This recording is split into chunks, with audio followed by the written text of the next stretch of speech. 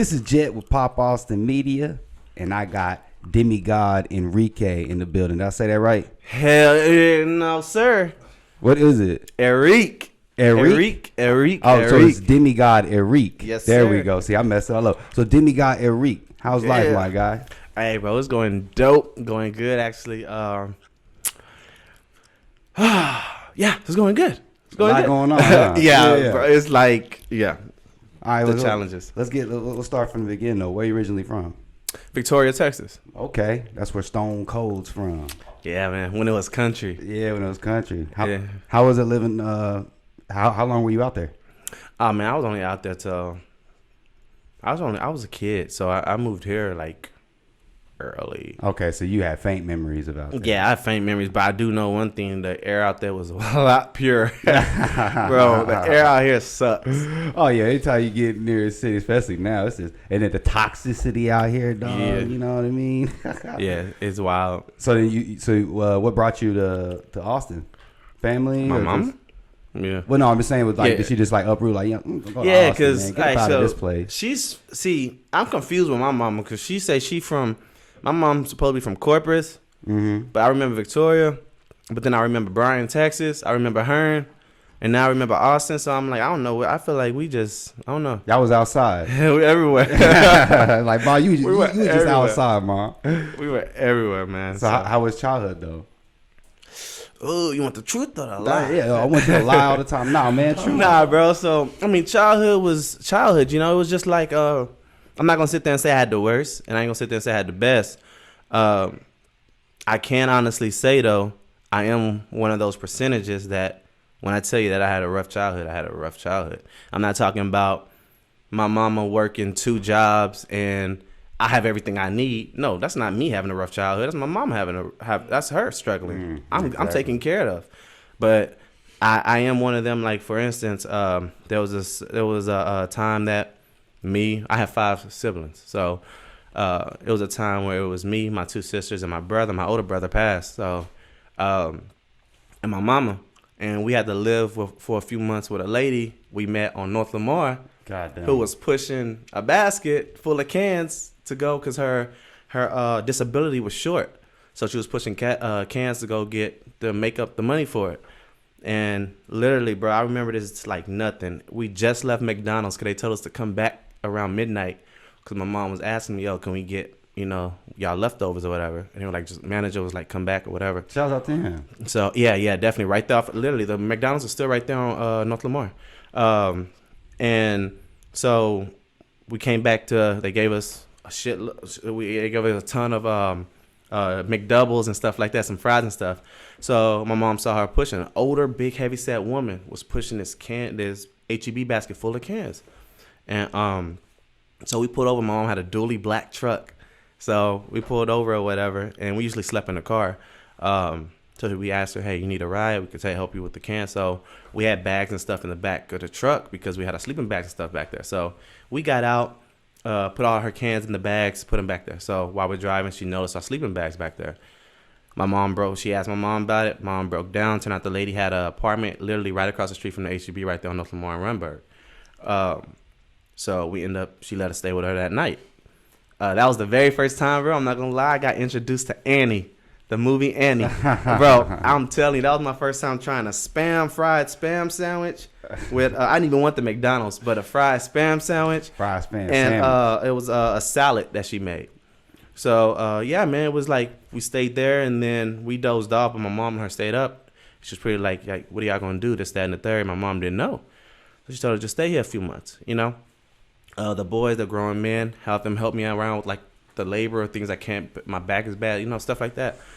We end up doing that, man. So it's like, and it's not, that wasn't the first time. Like we had to stay with aunts and uncles, sleep on their floor, even though we know they didn't want us there. Like it's crazy. But like I said, going through all of that, I can honestly still say that I didn't have the worst childhood because there was always somebody there to lend a helping hand. You know what I mean? So. No, yeah. It puts a lot of stuff in perspective. Did you play any sports? Oh yeah, man. What was your go-to sport? Stepping. I was on step team. Okay. I would say stepping first because I like dancing. So I was on step team, and then I went to. I would have to say basketball is my next. Football is my least. I'm just not with all that slapping everybody on the butt in the locker room and stuff. I'm just like, bro, come on. Like, good game. good game. Like, chill. Like, you could have just said good game, bro. Like, it's definitely a different sport. I feel you. It's like it teeters that line. And then what high school did you go to? which one? what high school did you graduate from? All right, Hendrickson High in Pflugerville. Okay. And Yeah. how was what was the crowd you hang around in high school? You had to choose. So in high school, I was a loner, bro. Like, I was a loner only because I have a blunt mouth. I played football, of course, but I never really hung with the jocks or whatever. I never really hung with them because, like I said, I'm blunt, and half the stuff they were doing, I didn't cut for it. Like, they had this rule, well, if one fight, they all fight. And I get that, but if you're fighting one dude, you don't need a whole football team on them. But that's a rule that I follow with my family. I don't see, you're not my family, so therefore I'm not. If we get into a fight, we all get arrested. One of y'all gonna snitch on me. Like, there's no blood ties, so y'all ain't gotta be loyal to me. So no, I'm not taking that bullet. So I was a loner, man. Aside from that, because I was a loner, I had females around me a lot, so it was easy because it was just like, you never talk to nobody. I don't see you going around jumping like. Yeah. No, yeah, you don't want to be a part of that neither, especially playing sports. Like, man, what were you doing over here jumping cats? Supposed to be jump them on the football field. Well, cause like exactly. But see, cause when I went to Hendrickson and we were beefing bad with Connolly. So we were beefing with Connolly, and then it was Pflugerville. And it was crazy that I went to Pflugerville my freshman year. I just graduated though from Hendrickson. I went to Pflugerville, got kicked out. I went to LBJ, got kicked out. God dang. I went to Lanier, got kicked out. God dang. I went to Taylor High School, got kicked out. I went full. It was awful. No. So Taylor High School, we moved to Taylor High School. I got kicked out of there. Most of the time it was for fighting. It was just for fighting. It's like I had it was a bad curse. Every time we got like a close, black cloud just hovering around and you it every only time. came, bro, when the end of the school year came. Like, I would be good the rest of the year. But soon as, like, the last few weeks prom comes, I always get into a fight. It's like... That's when the egos start getting boosted up more. And what's crazy is it was never my fights. It was either and this is what made me become a loner. It was either a homeboy of mine who smashed so-and-so's girl, or he likes so-and-so's girl, and it's becoming the end of the school year, so he wanna balls up and go speak to this girl knowing that she's dating so-and-so. Like, and it's like, my homeboys will always be the type to, bro, if he come up, I'm going to slide him. And then he comes up and no slide. Nothing even happened. And then I have a situation where I have like a perimeter around me. And so because I'm standing next to my homeboy, if he walks up and he gets in my perimeter, I'm not in it, but my first reaction is just swinging. And that was then. You know, it's different now, but since I started doing music and started actually being trained on how to be a performer and entertainer, handle business in and out of the business meeting room. So, but then, bro, yeah, it was bad. It was bad. What like got you into music though from that? So I started music at 12. My older brother was the rapper. I actually wanted to be the singer. I was trying to be the who was it? Chris Brown wasn't really out then, so it was. I don't know who I wanted to be. Neo? I don't know who I want to be as a singer, bro. I don't know. That be around that time. But I know that once my brother passed, 'cause my brother drowned. And Damn, sorry to hear that. Nah, you good. He drowned in Lake Travis. We was at Sunshine Camp. And so once he drowned, I found literally he had like this big book of raps in his room. And I just started reading them. I started liking his words and his melodies and shit, stuff like that. So I started reading them. Then I started changing my lyrics from singing to more of like up-tempo but uplifting. So then I messed up and learned who Lil Bow Wow was and Lil Romeo, and then I started getting the cornrows in, and I was like, all right, I'm about to be Lil Bow Wow or something like that. So I joined my first group. They were all 20 and something. I was the only 15-year-old in the group. And at the time I thought because I was spitting cold rhymes, like I was dope. But I was a chick magnet, bro. Like women, like whenever we went out to our clubs for them to perform, they got this little dude dressed like them with a long tee. Cause back then, long tees and they were in. So I got tall this tees. You look at them pictures Yeah. now, you're like, what the hell are we doing? Yeah, bro. They got the tall tees and then you have the headband with the braids. So and women will come up and be like, oh, he's cute, this, that, and that's their end to talk, whatever. So, but it was crazy. But I messed up one time because I remember when they was doing the white tee, black tee. Yep, in my black tee. I made a blue tee one. And what these supposed to be role models didn't tell me was where we were going to perform was nothing but blood. You got to switch that one to open, Bro, my I didn't know red tee. nothing about it at the time, bro. All I know was that we got there and we started doing the song, Yep, in my blue tee, and everybody looking up over. And I'm like, before we started, I was like, yo, who all here got a blue tee? Who all got a blue tee?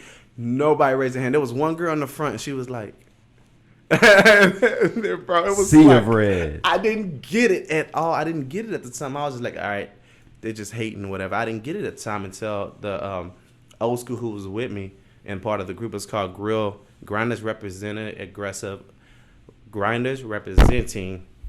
Elevated Aggressive Lyricism. That's the name of their crew.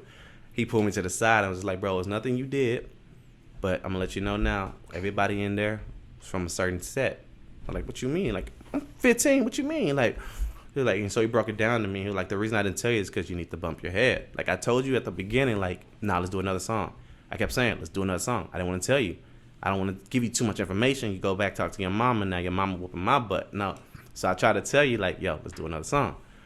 You wanted to do it. You were so adamant about doing it. So I let you bump your head. I was like, all right, bet. So after that, I just started learning, progressing. And then a guy from New Orleans, Mr. Hawthorne, actually took me under his wing at 16 in Taylor. He taught me, like, he wouldn't let me do music at all. He taught me stage presence, how to talk and conduct myself in business meeting interviews, how to hold eye contact, how to hold the microphone. No, that matters too. Everything. That week. Yes, sir. Everything. Even in the studio, how to record so that way you're pronunciating everything. Like you're pronouncing everything clearly. Like he put me through like, and my mom, she was kind of iffy about it because he came from New Orleans, so she was like, it's an older man, 50 years old, wanting to take you under his wing. And I don't feel too comfortable about that. It sound weird. It sound weird, bro, but it wasn't nothing like that. It was just like, so it got to the point where I was sneaking out my room. And Taylor, I was sneaking out my room to go to the studio so he could teach me and everything like that. But yeah, man, it was just, so ever since then I was doing music. I was doing uplifting music and all this crazy stuff. And I've been through a lot of trial tribulations, a lot of bad things with females, like getting that big. There was a time where I got that big head as an artist, and I tell you now, artists who's listening right now, men, I'm telling you right now from experience, when you get that big head as an artist, and you go to the club, especially when it's supposed to be a 21 and up club, checking IDs don't mean shit anymore. Be careful with that shit, because women, it's like women right now. That's like a challenge for them now. They want to see who they can lie to the most and get, like, it's a game. So and they looking more grown and grown. More grown and grown. And the state don't give a fuck about what they said, what they did, how they lied. So they just know it happened, and now you got to pay for it, my guy. Yep. Damn. And that right there was pretty much like everything from Baby Mama Drama all the way up to that. That was just the backbone of me reinventing who I was. Because I wouldn't curse in my music. I wouldn't say nothing prerogative. I was think of a Chris Brown mixed with because I dance, so hip hop dance. So think of a Chris Brown mixed with a little bit of Michael Jackson. Those who my role models were. But then after a while, I just started listening to different stuff. Listening to when I sat in jail a few times, listen to old schools in there, and I just reinvented myself. And now it's like, it's just I'm finally who I was meant to be.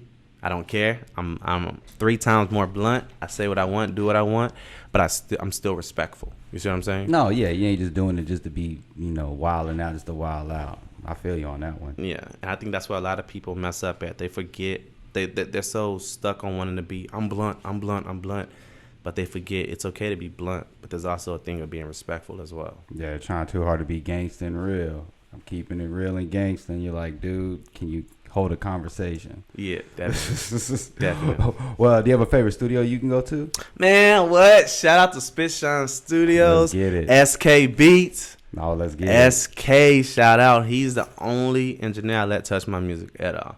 Like, since I worked with him, I wouldn't let, when I do features with artists, I'm like, bro, the only time we do a feature is if you're in that same studio with me. I don't come to your studio. You don't record at your studio and send to me. No, we're doing everything in the studio. Even if I gotta go pick you up. I mean, I've drove into Houston just to pick up artists to bring them down here to the studio. Damn. Just to record. That's love. So. Pretty sure he appreciates that a lot. Oh, yeah, definitely. Yeah. He's definitely. like, okay, yeah, you remember that, right? Yeah, you gotta cut me that deal. What are your thoughts on Quinn doing that Kodak show? Did you see any footage? Did you hear about like the story? No, I heard stories. I heard a lot of stories about it. I don't know too much about Quinn. I tried to. I'm not gonna lie, I tried to, but I do know one thing. He is representing for Austin. What I keep hearing, he's the only artist right now, regardless of who he has around him. Like I said, I don't know too much about him, but obviously whatever he's doing is working because his name is bigger than most people here. You think that's really needed for more artists to be able to open up for the Kodaks, for these hip hop artists to come through to Austin? Yes, definitely. But the only thing is, though, the question comes down to, are the artists going to take advantage of it? Because there's not a lot of Quins out there. And what I mean by that is, you're right, there's not a lot of artists in Austin that's going to, like right now, D. Will just had the baby here. Mm-hmm. How many Austin artists? And I'm not going to lie, D. Will hit me up or whatever about getting on the baby show. I'm gonna be honest, bro. I didn't have the 6,000. If I did, I would have been shot it to my manager and we would have been locked in. But I just didn't have it at the time. And but I definitely would have took advantage of that opportunity. But the only thing is, there's not too many artists here that will. They hear that 6,000. Hell, they hear that 1,000 and they run. They scared. They Like don't want to hear anything over 100. 100 over 50. 50, whatever you can say, $300. Like that's $300. No, that's too much. Wow. Mm-hmm. So you think that's the problem out here? People ain't investing in themselves. Oh yeah, definitely. They're not investing in themselves, and they are putting their confidence in the wrong areas. There's artists in Austin there's artists. You cut. You go. Oh no, that's not the cursing. You don't have to mention names. No. See, that's one thing I don't do. I've learned a lot of artists do that, and me personally, I don't mention names because I had to learn the hard way. Like I used to beef bad with people, and then I would drop their names quick. But then I realized as my followers grew, so did theirs. Mm-hmm. And I'm like, bro, I'm doing you a favor. Like I'm beefing with you, but yet I'm dropping your name to show that I got balls, and I'm gonna drop his name. I'm not scared. But yet I'm giving you clout. Promo you giving. I'm not doing that no more, bro. So I don't drop names. Yeah, I'm just letting you know. Yeah. I don't drop any names. But now there's artists out there that they're making a certain look for themselves, and they're building this fake image, and they got all these other small artists who think they're on a bigger scale, think that person's on a bigger scale to them. Oh, so I'm gonna tap in. I'm a ride on his coattail per se, and if he blow up, he's gonna look out for me as well, and it don't work like that. Like I guarantee you, a lot of artists that talk rah all in Austin, this, that, and the third, and they're loud and they're making it seem like something they're not. The moment they get a deal, I'm telling you, because how deals work, they do not take your entourage. If they take your entourage, it's because you got bread to bring that entourage. You're paying for that entourage, exactly, and that money goes quickly. Very quick. How you helping moms? How you helping dads? How you helping your sister? Whatever the case, your kids. Yeah. I keep it real. I give all my money to my entourage. Well, you gonna be broke quick. And keeping it real. And when people say that, most of them are lying. That's cap. That's clout. That's clout, bro. They want people so bad to believe that they're for the people. When really, when that opportunity come to you, and they say, look, we're taking you. We're not taking all your people. We're putting our money behind you. You're not passing that up. So don't sit there and say you're for the people, because the moment that deal comes, I don't know no artist that's been working their whole life for it and going to be like, all right, bro, well, I'm going to pass this up. I need my people to come with me. Now you're going back to the broke with them? You saw what Big Sean said. I forgot who. His boy was in the studio giving up all this stuff, and they were like, "Yo, you got to get him out of here." Jay, all of them said that, and he's like, "Yo, you got to go." But his boy understood, like, "Yeah, I messed up." Mm-hmm. What would he look like going back with his boy? You know, I'm going to Detroit again. My point exactly. But nobody want to say that. No, they don't. So there's no such thing. And don't even get me started on this whole street culture because I'm tired of hearing the whole street culture. But, oh, that's so bad. Yeah, it's just, man, I feel like a lot of artists just really need to sit back and be themselves. They need to be themselves. Austin is for the weird. It's for you. The gangsters. Exactly. There's nothing gangster about Austin. The only gangster part that was Austin was St. John's on the east side. And now you see, I just saw a white lady the other day walking her poodle over there. Ain't nothing gangster about Austin no more. This is for you to be as weird as you want to be and be accepted. So anybody who comes from Cali, who's coming all the way over here to Austin trying to make it something that is not, it's not like you can't. There is no. This isn't Chicago. There is no voice of Austin. The only voice of Austin is Greg Abbott. He already said he ain't having that. So unless you can go against that man and the whole police force and the connections they have, until I see a person walk down downtown street on a Saturday night with the biggest celebrity down there, the moment I see an artist in Austin walk down that street and the police on bikes, cars, even the damn horses kneel at that artist's feet, is the moment you can say you run Austin. Facts. I'm just saying. No, that's facts, bro. 100% true. So that's what I was gonna ask you. Like, you kind of answered like my next question too. Like, we think about the Austin scene, and that kind of just points it out right there. People don't know the market. Just trying to do their own thing, trying to be another city, but they're not trying to be what can make Austin Austin. Yeah, definitely. And Austin isn't for. I'm gonna go ahead and say it. Austin isn't for rap. Austin isn't for rap. Austin is for live bands, country. Even pop now is making a good name in Austin. Austin isn't for rap because majority everybody who comes here is family. It's like, think about it. People who come down to the Domain, you go down there on any time of the day or night, it's family. 6th Street was all family until now it's just nothing but thoughts and people going down there wanting to fight because they slept with that thought and another dude slept with that thought, but both of them got wives at home. So it's like, bro. I'm like, bro, what you doing? Like, fighting on 6th Street, fighting at home. Yeah. Like, you only go to 6th Street when you want to record somebody fighting. Yeah. Like, that's World Star. That's World Star Live. I haven't touched 6th Street in a year. I'm not even stepped foot on 6th Street. Laughing at over there. I mean, it's true though.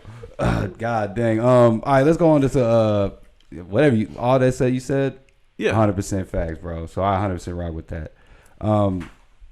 What we got coming up? I didn't look. I need to see. You got any projects you put out recently, or do we have anything coming out? I had a lot of stuff coming out. Now, I'm just playing. I'm not one of them artists that drop like 1,000 tracks in 1 month. Nah, man. Yeah, definitely just my biggest track right now is Goku. I saw that one. Yeah, it's actually about to hit 50,000 streams on Spotify. Let's go. It's actually played over in Japan. But majority right now, a lot of people are rocking with Don't Cry and Suicide for some reason. Don't know why. People probably relate. And I think that's what it is because Don't Cry is more of a personal thing. So, but yeah, majority of my music, and I'm crossing back and forth between rock. Because another thing I'm going to say, hip-hop is dying, bro. Hip-hop, and the reason I say hip-hop is dying is because, like, the artists aren't lasting long. The artists aren't lasting long at all, and it's like they don't want to last. It's they like, got running back careers. They yeah. Like, and another reason why I say it's not because no one wants to pay anymore for rap. Because look at all the shootings and all this, and that turns people off. No one wants to pay for it. Like, I've made more money performing. My audience is rave, like college kids doing drugs, like rave, just partying, having fun. That's Austin. So I made more money performing for them. And I've only had, Pat, 4 actual rave shows? Mm-hmm. Compared to the hundreds of rap shows I've done. I made more money doing rave shows. And you got to worry about your life going to a rap show. Mm-hmm. And rave shows, they show you love. Like, they follow you right then and there. There's no beef. There's no drama. I go and perform in Houston a few times, and I got beef already with rappers there.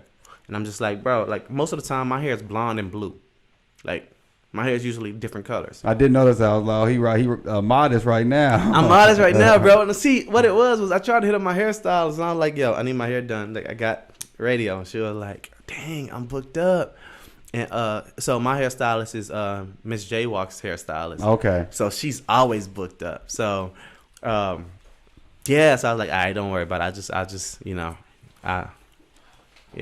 go this way. Dope. So where can we find you at on social media? Oh yeah, definitely. You can Demigod Eric. Demigod is spelled how it sounds. Enrique, not Enrique. Yes, thank you. Put that on record because everybody keeps saying that Enrique. But no, it's Eric, ERICKQUE. But literally, if you put it on Google, everything pops up first. But I'm on Spotify. I'm on everything, literally. Yeah, pretty much literally. Dope. I done said literally like 3 times. Tongue twister. You good. Hey, man, I appreciate you coming through. You dropped some good gems. Spoke some good shit, man. Keep pushing. Definitely got to have you come back up here for a part 2. Hey, man, this is Jet with Pop Austin Media. Demigod Eric. And I'm signing out. Let's get it. Thanks for tuning in to our latest interview. Make sure y'all check out the Pop Austin Media page, like, comment, and don't forget to subscribe. And we'll see you next time.